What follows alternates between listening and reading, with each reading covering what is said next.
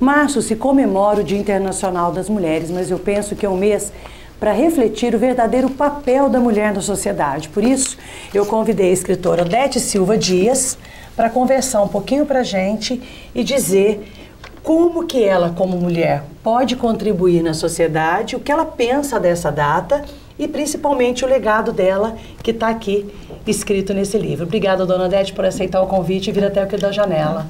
Agradeço, eu agradeço. E eu acho que assim, eu acho importante esse dia, né? Porque ele faz com que a mulher pense sobre o papel dela e a sociedade também, tá? Porque muitas vezes é dito assim, enquanto nós estivermos falando em dia de alguma coisa, né? Dia da Consciência Negra, Dia Internacional da Mulher, significa que ainda somos a minoria e não somos respeitados como deveríamos, né? Mesmo assim, a senhora acredita que é importante tocar nessas datas, né? Mesmo com os avanços e Sim. até as questões polêmicas que ainda dividem opiniões em relação ao papel da mulher na sociedade? Sim, mesmo assim eu considero, porque apesar, né, eu vou dizer, né, que eu entendo que a ciência, a tecnologia, ela teve um avanço fundamental para toda a humanidade. E eu acho que até quem ganhou muito nisso é a mulher. Com o avanço da ciência e da tecnologia. Quem ganhou muito é a humanidade como um todo, principalmente a mulher. Agora, em termos de mentalidade, eu acredito que ainda nós precisamos avançar, e muito. A senhora viu a manchete da Isto É?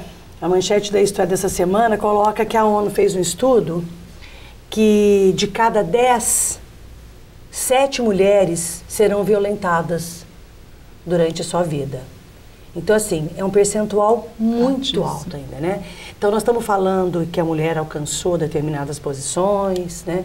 Mas ainda a gente tem algumas coisas meio alarmantes. Eu, na hora que eu li essa pesquisa da ONU, confesso que fiquei um pouco decepcionada, né? Quando a gente imagina que se fala tanto da evolução e do respeito, mas a gente tem ainda esse contraponto do machismo e uma série de outras coisas que prevalecem, né, dona Odete? Sim. A senhora teve essa resistência ao longo da sua vida, até por conta de decidir, vou estudar, vou fazer enfermagem, vou fazer filosofia, vou escrever um livro? A senhora teve esses problemas na sua... Então, eu, fazendo a minha história, assim, particularmente, vamos contar essa história. Eu sempre digo que eu fui uma criança, de repente, diferente, né? Então, assim, eu vou em alguns movimentos negros e o pessoal reclama. Porque a criança, desde criança, principalmente o negro, que é considerado a faixa mais carente, né? da população. Então, assim, criança, você é negrinha fedida, tá? O preconceito, né? Isso. Aí eu tinha uma resposta prontinha para dar. A senhora está dizendo para mim que desde criança a senhora não foi refém das situações de preconceito. A senhora tinha uma reação. Hoje eu sei isso. Criança, não. Era intuitivo, né? Isso, porque, na verdade, talvez a forma que nós fomos educados, porque a minha mãe, ela dizia, briga de criança, adulto não entra, porque depois eles fazem as pazes e os adultos brigam. Então, talvez por isso eu aprendi a me defender. Então, negrinha fedida? Não, eu não chorava, nem corria para casa, eu dizia, vai embora, branca azedo, porque amanhã a vaca vem cedo. Leite azedo, porque amanhã a vaca vem cedo. Quer dizer, hoje nem tem leite azedo para as crianças se defender. Ninguém nem sabe o que é vaca. A senhora recebia a crítica como uma crítica de uma criança que fez para a senhora devolvia também como uma criança, brincando, né? E aí ela ia embora chorando? Eu tenho um amigo hoje que ele diz, esse leite azedo. Então ele também era ofendido, né? E na adolescência, que é outra situação outra fase, meio complicada, né? Eu também tinha minhas formas de defesa. Na fase adulta, o que aconteceu, que hoje eu estou escrevendo um livro e estou citando isso. O que aconteceu na adolescência? A gente aprendeu durante a vida, isso quando eu tive contato com Jung, não tão profundo, mas eu entendi perfeitamente quando ele fala o inconsciente coletivo. Então a gente aprendeu durante a vida que o negro era bêbado, brigão e ladrão. Né?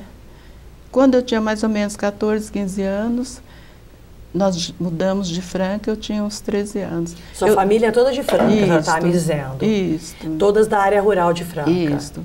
E aí eu, passando pelo General Osório, que eu vinha do trabalho, eu vi o Pinguim lotado de gente branca e rica, bebendo. Aí isso eu na sua levei, adolescência? Eu tinha uns 14, 15 anos por aí. Eu levei um susto. Eu falei, mas então, rico e branco também bebe. Aí eu tive noção que na minha casa não entrava bebida alcoólica. Você vê o que é essa o inconsciente coletivo. Não, o inconsciente, porque até aí eu não questionava. A partir daí eu vi que na minha casa, meu pai não tomava bebida alcoólica, minha mãe também não, e não entrava bebida alcoólica. Então essa foi a minha primeira percepção do consciente coletivo. Do inconsciente coletivo, de ver do inconsciente. E começar eu a lutar contra essas verdades, né? E morais, essas verdades eu digo. Impostas, isso, né? Impostas e morais, inclusive, né? E assim, na fase adulta, eu trabalhei no Hospital das Clínicas como auxiliar de enfermagem, né? No meu começo de carreira. E eu acho que ali a gente foi um aprendizado em tudo. Então eu tive uma outra experiência, que tinha uma colega que trabalhava e ela um dia disse, a irmã, eles eram portugueses, né, descendentes portugueses, e a irmã era funcionária de um clube altamente diferenciado que tinha em Ribeirão na ocasião. E que não entrava negro, né? E a senhora já trabalhava no HC? Isso, aí eu já era adulta, assim, estou contando uma fase de criança, claro, uma de adolescente, uma de adulto. Claro. Então, assim, aí um dia essa amiga disse, essa colega de trabalho disse, olha, a minha irmã falou que não sabe por que as mulheres pobres frequentam a recreativa. Ai, desculpa, pode tirar? Isso. Não, pode não. Como é que é? Sua irmã pode falar. Como é que é? Que eu tinha dito o nome do clube que eu não queria dizer. Não tem problema, não tem problema. Aí Todo mundo sabe dessa história, dona Odete. Todo mundo sabe que no passado o comportamento social de Ribeirão era outro. As coisas se modificaram, pelo menos tá mais velado. Mas existe uma abertura nesse sentido. Fica tranquila. Tá, porque assim, aí ela disse que a irmã dela, que ela não entendia porque as mulheres pobres, porque ela trabalhava no vestiário. Então, quando entrava uma pobre no vestiário, alguém... Da recreativa. Isso, alguém dizia, fulana, cuidado com as joias. Então, foi outro... Então, na verdade, a pele é aparente. Agora, quem não tem pele aparente, eu posso entrar na recreativa. Eu tenho a minha pele branca, eu entro. Só que entra lá, ela tinha... barreiras gravíssimas. Gravíssimas. Agora, dona Odete, deixa eu fazer um parêntese aí nessa colocação da senhora, pelo seguinte, nós sabemos que o preconceito racial, ele existe, nós não temos dúvida disso. Mas eu acho que, assim, o preconceito racial e social, né, de poder aquisitivo, ele é muito mais agravante, né? Porque, assim, no caso, a pessoa é negra e pobre, né? Mas, assim, o pobre branco também sofre preconceito. Isso, né? Existe uma atitude velada da sociedade que acha muito bacana, acha muito interessante, mas nós sabemos que não é assim. Nós sabemos que, no fundo, em algumas famílias tradicionais ainda existe, perpetua essa questão de se você é pobre, se você é negro, né? Esse preconceito em relação à confiança, o caráter, né? Sim, e uma série de outras situações, né?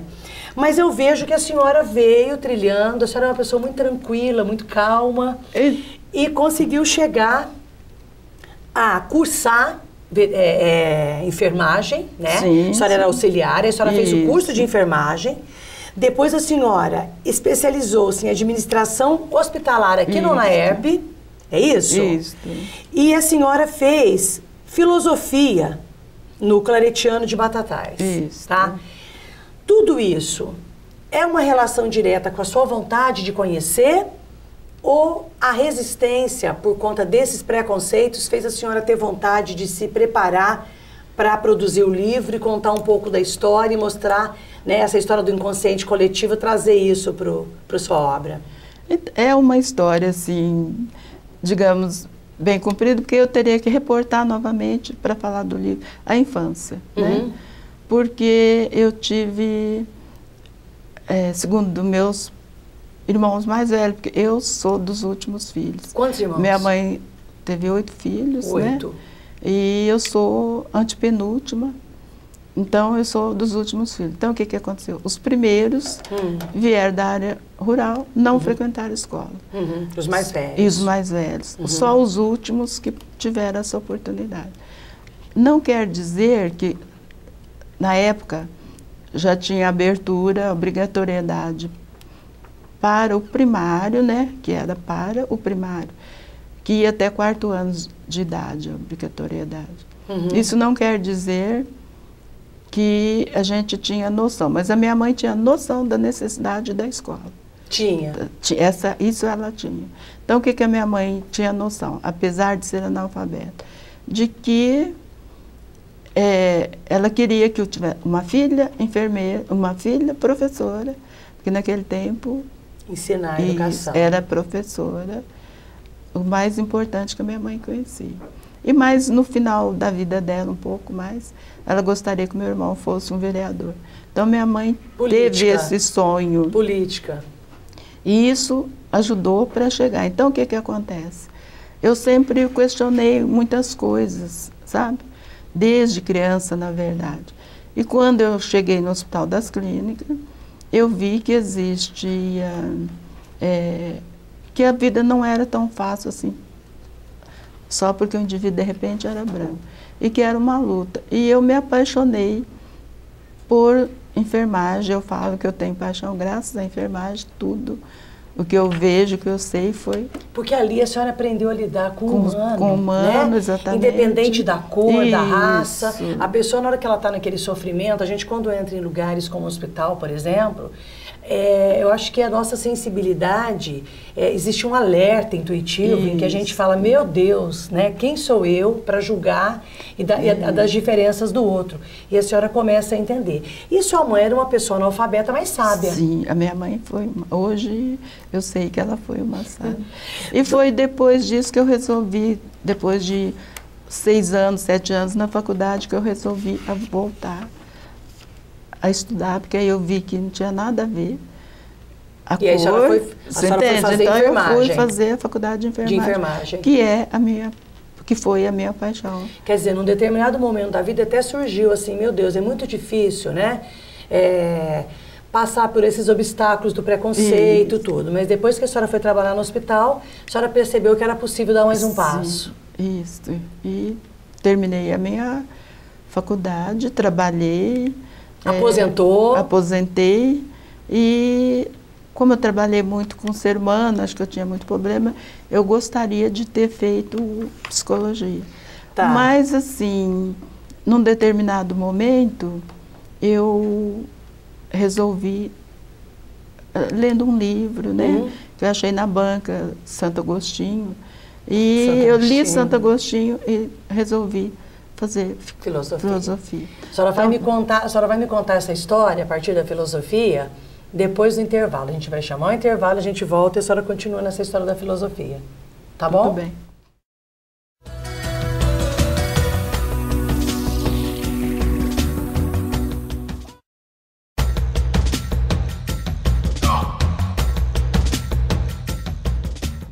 Dona Odete, a Faculdade de Filosofia contribuiu em quê para a produção do livro e para a sua busca? Porque a senhora teve um processo em que a senhora viajou, né? Quais foram os lugares? Por onde a senhora passou para buscar a árvore genealógica da família e trazer para o livro? E como que a filosofia te ajudou nisso? Bom,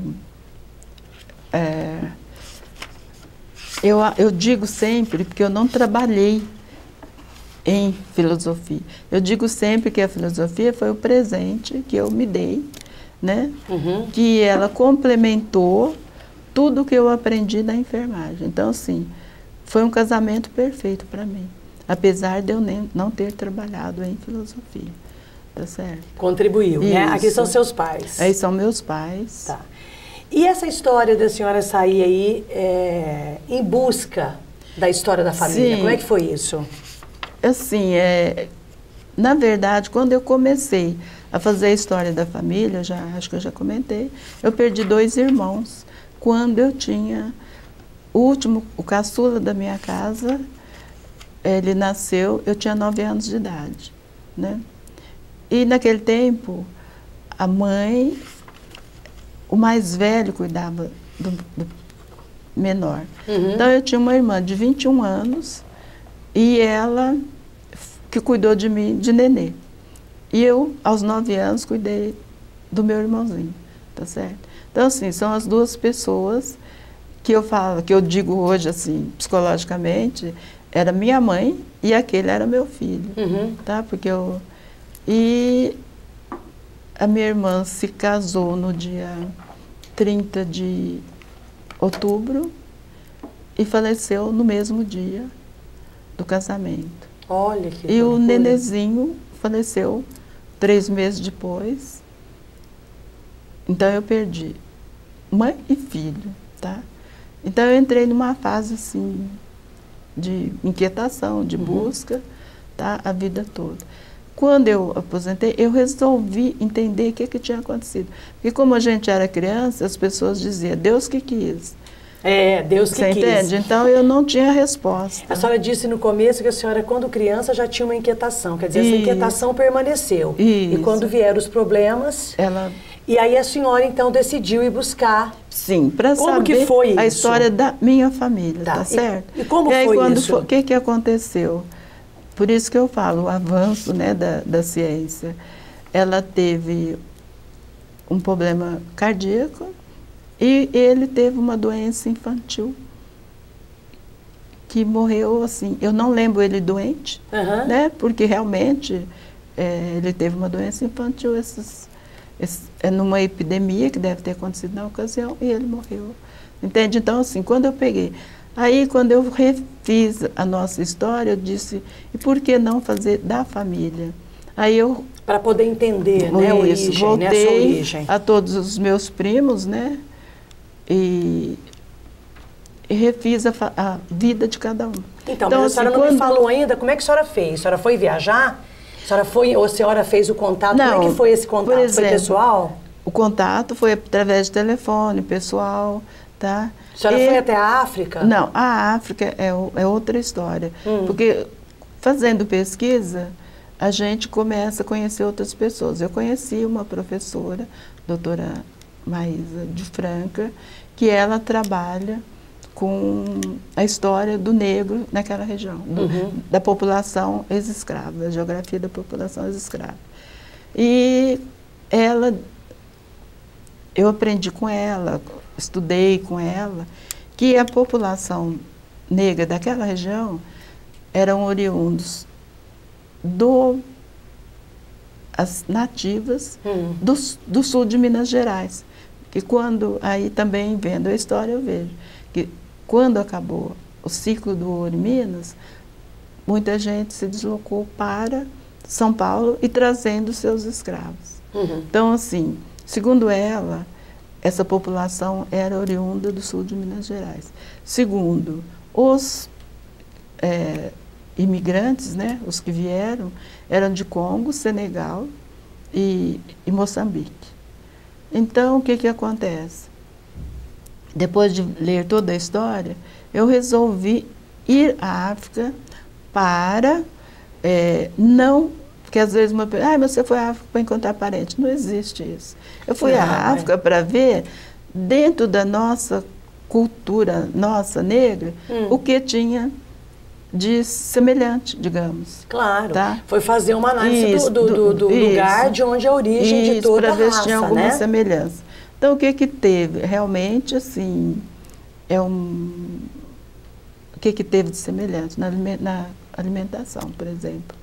Eles usam uma comida lá chamada fungi, né? Que é diariamente, que é para nós o angu, tá? Assim, nós temos arroz e feijão como padrão.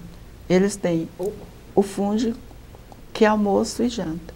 Então, assim, eles têm arroz e feijão. Por exemplo, eu fiquei um período meio longo lá e eu comi uma vez arroz e comi uma vez feijão, não casados. Separados, porque são hábitos diferentes. Agora, né? o fungi é todos os dias, só que o nosso é de fubá de milho. Lá é de mandioca. Então, ele tem uma diferençazinha. Ô, dona Odete, a senhora estava me dizendo que a senhora conseguiu, com esse trabalho de vivência, conhecer as origens, né? Os hábitos na África, tentar trazer um pouco da história da árvore genealógica, não para ter só dados, né? Mas para entender os processos, né? De evolução, da família toda. A senhora me disse que a senhora acabou aprendendo muito da história que não está no livro. Sim. Né? Que sim. É isso mesmo? Isso. Por exemplo, a história da Inglaterra que a senhora estava me dizendo, né? Ah, sim, a gente não aprendeu isso nas escolas, né? Mas assim, voltando, quando eu voltei para o Brasil, alguém me disse, porque eu tinha feito exames de DNA do sexo masculino, tá? E alguém me disse, olha, faça do sexo feminino também. Então, eu mandei fazer DNA de 4 pessoas da família, incluindo eu. Então, assim, representando os pais dos meus pais, né? Os meus pais. Mas eu sei, mas assim, é que se a senhora for me dar muitos detalhes da genealogia, nós não vamos ter tempo de falar tudo aquilo que eu desejo que a senhora fale, porque infelizmente o nosso tempo aqui, ele corre muito. Não, mas só fechando, nós somos do Senegal, tá certo? A senhora fez o exame originária para descobrir através de do qual DNA. região. Isso, através do DNA, nós viemos do Senegal. Coincidentemente, porque são só 4% de negros. Quando a senhora diz nós, a senhora diz a sua família? Da minha família. Da isso, família, isso. Tá. Porque assim, são 3 partes senegalesas e o meu avô, que eu conheci, era europeu. E teve esse trânsito para o interior de Minas depois para Franca ou não? A sua família passou também pelo interior de Minas ou não? Segundo a história da professora, essa população fez esse trânsito. Isso, com os seus senhores, né? Eles vieram para o norte de Franca. E quanto tempo a senhora ficou na África? Eu fiquei 1 mês e pouco na África. Isso. As belezas naturais são parecidas. Como é que é? Assim, tudo diferente, na verdade. Não tem nada parecido? Nada que eu tenha a senhora se identificasse com o Brasil? Não, nada que eu tenha de experiência. Por exemplo, eu fiquei 2 meses andando na Europa. 2 meses? Isso, antes de ir à África, tá? Era uma então a senhora ficou situação. No exterior uns 3 meses? Não, antes de África, sim. 2 anos, 3 anos. Em outro período. Entendi. Isso. Então, assim, eu vi algumas diferenças do Brasil, né? Sim, Europa sim, isso. Né? Aí, quando eu chego na África, eu tenho uma outra experiência completamente diferente do Brasil e da Europa. Tá, então a senhora não conseguiu sentir muita identidade do Brasil com a África, né? A senhora percebeu a ligação da origem dos povos, né? Isso. Agora, e essas histórias que a senhora me disse que a senhora não viu nas escolas e aprendeu fazendo a pesquisa? Isso, na época da filosofia, eu gosto muito de ler, leio muito, e acabei descobrindo essa lei que eu acho que ela eu acho que o negro brasileiro, ele tem a mulher, o negro, o pobre, ele tem, principalmente o negro, ele tem uma fase que a gente pouco fala, que é 1850, que é fundamental. 1850. Tá? Que é a lei Eusébio de Queiroz. E ela tem uma outra fase, digamos, em 1889, que foi a abolição, digamos. E tem 1930, que foi uma melhoria da qualidade. A partir dessas datas, a vida foi melhorando. E em 1930, a gente teve, para essa ascensão, aí eu vou estar colocando, por exemplo, os concursos públicos eram quem indica. Como a obrigatoriedade da escolaridade, apesar de ser mais simples, não se pensava em uma faculdade, se pensava em aprender a ler e escrever. E com os concursos públicos, que você podia ir lá brigar de igual para igual, então eu acho que foi uma abertura para a população pobre e para o negro também. Porque através de concurso público, eu cito isso, porque eu trabalhei em concurso público, a gente entra como igual, tá? E você tem oportunidades muito maiores. Porque antes disso, tudo era quem indica. Então, eu não me lembro, eu lembro durante toda a minha vida, de um negro num serviço. Então, hoje, você, com os concursos públicos, você pode ir lá enfrentar. Não, sem dúvida, né? Existe muita coisa polêmica que pode ser discutida nessa questão, sim, né, dona Ivete? Que infelizmente nós não vamos ter tempo aqui, que é a história, por exemplo, das cotas, e se discute se a cota é para o negro, se é para o pobre, né? Mas assim, as legislações que a senhora está tocando, né, as mudanças nesses períodos são importantes, né? Para o negro e para a sociedade, né? Principalmente o próprio branco de uma para a sociedade geral, porque também é quando você reconhece, né, o indivíduo, independente da cor da pele, você está fazendo um trabalho, quer dizer, é resultado de evolução, né, de sabedoria da sociedade. E sabedoria traz benefícios para todos, né? Quando eu reconheço, torno legítimo todos que participam de uma sociedade, harmonia para todos, né? Eu acho que isso é um parâmetro básico, né, nesse sentido. A senhora pretende continuar escrevendo? Esse livro foi um ponto de partida? Já alimentou a sua inquietação ou não? Sim, foi ótimo. Alimentou a sua inquietação? Eu estou, no momento, escrevendo um outro livro, né? E contando. Eu falo assim, são histórias reais, tá? Que, de repente, a gente vê em livro e é uma coincidência. Outro dia, o ano passado, eu fui assistir Vidas Secas. Na minha vida, não havia lido Graciliano Ramos e Vidas Secas. E quando eu achei super interessante que ele, na ficção, uma história de uma tia minha, de uns tios meus, eles passaram por aquele processo, no estado de São Paulo. Quer dizer, eu acho que a ficção ela tem que retratar realmente a realidade. E a senhora sabe qual filme? A gente estava conversando aqui, me veio um filme, mas é um filme atual. Que eu acho que assim, que todas as pessoas devem assistir, não vou dizer todo negro, não. Todas as pessoas, chama Histórias Cruzadas. Ah, tá. A senhora chegou a ver esse filme? Não cheguei. Não. Esse filme ele ainda está passando no Telecine, né, nos canais fechados, mas Histórias Cruzadas é um filme que tem que ser visto, porque retrata a época em que no Mississippi se obrigava as empregadas negras terem banheiros separados das patroas. Mas os filhos quase que amamentavam nas negras, porque a mãe não cuidava deles. É uma história muito bonita, São filmes que a gente tem que assistir para a gente refletir a realidade, não é isso, dona Odete?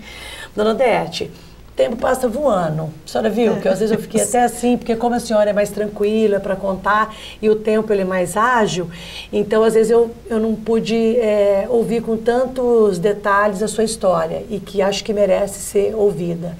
Mas está aqui, né? Sim. Para ser lida. Né? Obrigada pela entrevista, eu agradeço muito a senhora ter vindo aqui e quero recebê-la outras vezes. Obrigada. Tá bom? Tá bom.